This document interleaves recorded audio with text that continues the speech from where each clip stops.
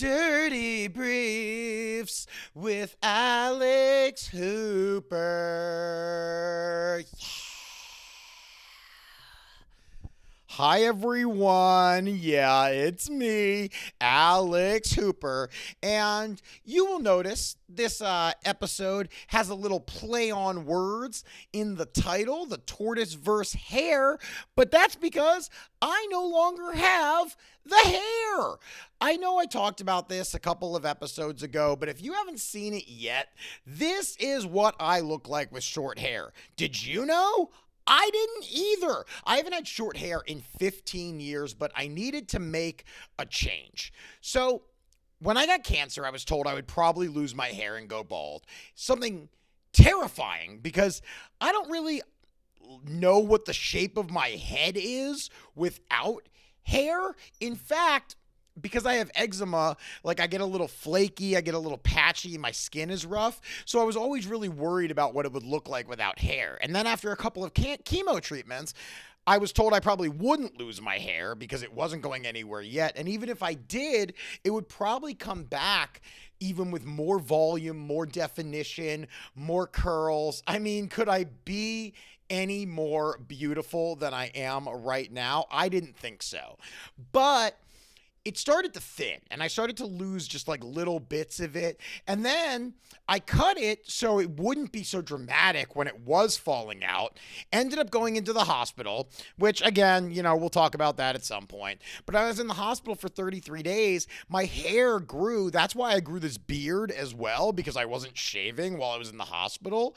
I did the hard work while I was incapacitated, got through the patchy section of the beard. So my skin might be patchy, but my beard is full.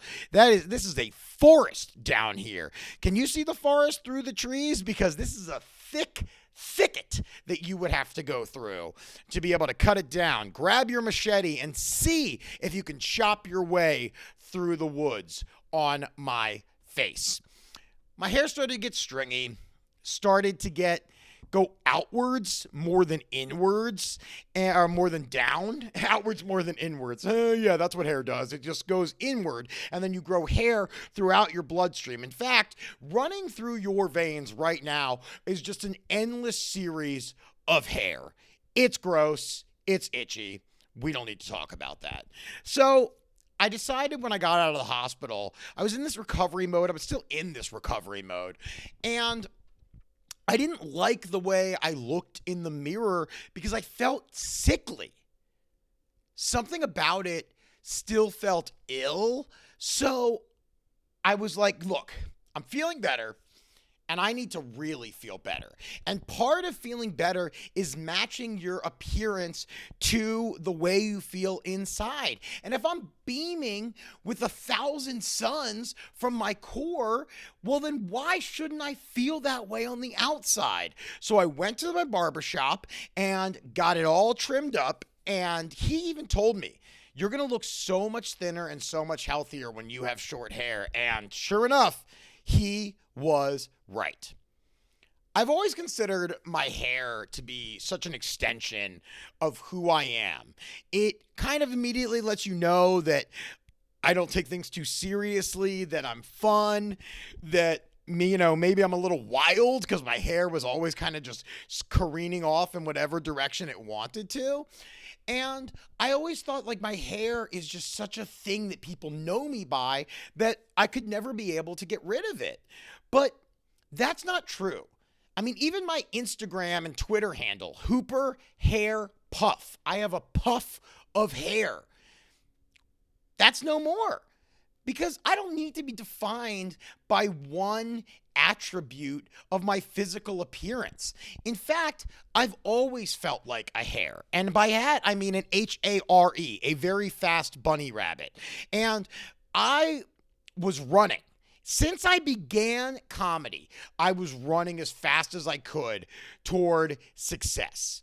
But I was running without any real sense of direction. I knew that I wanted to be a successful comedian, a working actor, an accomplished writer, all of these things, but I was just kind of going without thinking about how I would actually get there. I always thought if I just did more than anyone else that was working, that things would just be handed to me. And part of that is true, but things aren't going to be handed to you if nobody knows what you really want. And I don't think I was clear enough about what I wanted while I was going as fast as I could. I also wasn't taking the time to look at what was around me. I needed distraction. I needed to stop running through and look at this beautiful flower and say, wow, let me just stand here for a minute and look at this life form and how it has matriculated into this perfect thing. But I wouldn't do that. I would just keep on running as fast as I could, knowing that if I outran everybody, I would get there before them and I would win the race. Young comics, we don't have to think about a lot of repercussions.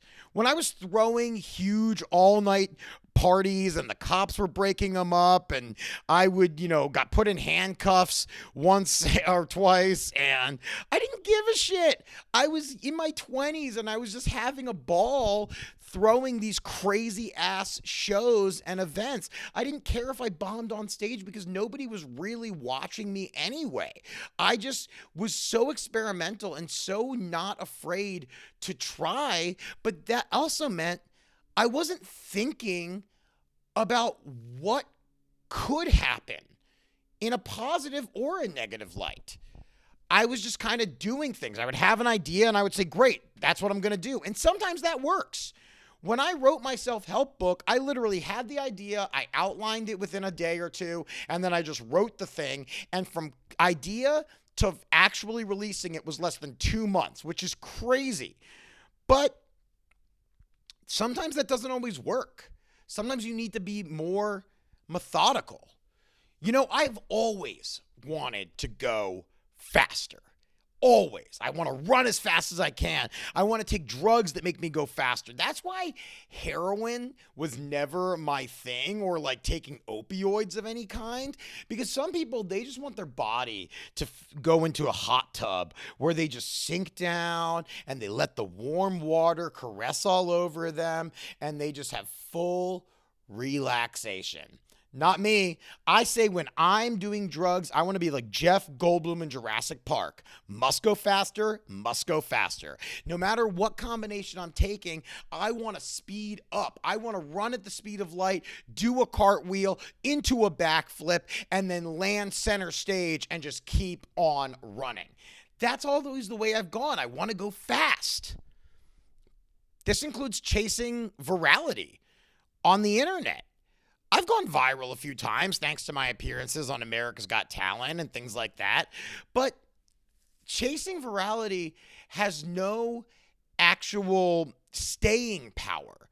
It just, if you're chasing that, then you can hit for a second and then you'll only be upset when you don't hit again immediately. And people that go viral, the reason that many of them disappear so quickly is because anyone that goes viral, those people that are watching or listening to whatever you did are just waiting for the next thing to take their attention. And I spent time trying to make Instagram clips and tweets and all of these things go spread like wildfire all over the internet.